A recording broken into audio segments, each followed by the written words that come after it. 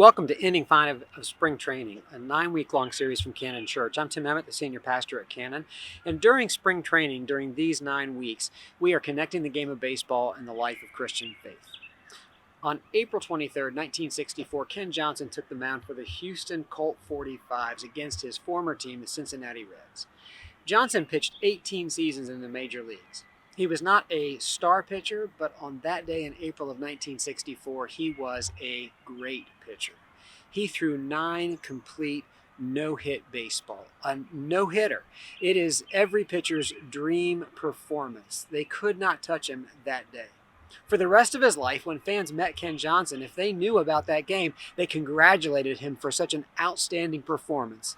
But every single time, they also offered their condolences. They told him how sorry they were for that very same game.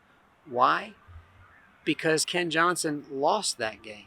He's the only pitcher in Major League history to lose a no-hitter. The game was tied 0-0 going into the 9th inning.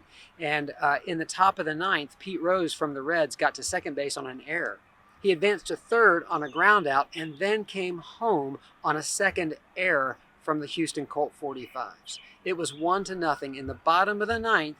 The Colt 45s had the chance to at least tie the game, but once again, they did not score any runs. They failed to score, and Johnson failed to win, the only pitcher in Major League Baseball to lose a no-hitter.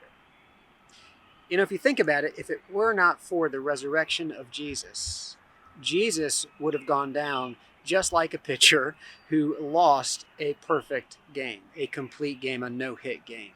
If he had not been raised from the dead, he still would have healed the sick and raised the dead and forgiven sinners and touched the untouchable and loved the unlovable. He still would have fed thousands. He still would have cast out demons. He still would have done all of those extraordinary things, but he would have gone down in history as a good loser because at the end of the game, at the end of his life, he was betrayed by a follower, deserted by his friends, executed by his enemies at the hands of the Romans. It would have been a good story that ended badly, and we would have congratulated him on living such a wonderful life, such a loving life, and then felt sorry for him that it ended so poorly. But of course, Jesus was raised from the dead.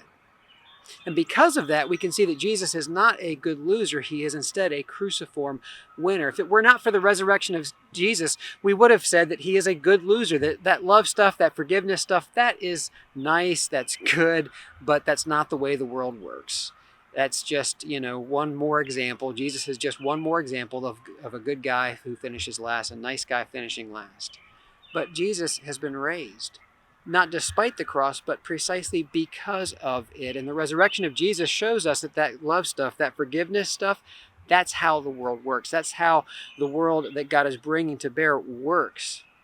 He's not a good loser. He is a cruciform winner. One more thing about Ken Johnson before I wrap up. He's the cousin of Jim Travis, a member of our church, the chair of our board of trustees. I want to thank Jim for that story. And want to ask anybody else who's got some great baseball stories to share, please send them to me. I'd love to hear them. Hope you'll remember this week that because of the resurrection of Jesus, that love stuff, that forgiveness stuff, that doesn't make us good losers. It makes us cruciform winners. That's the message for the day. I hope you have a great week. That's inning 5 of spring training.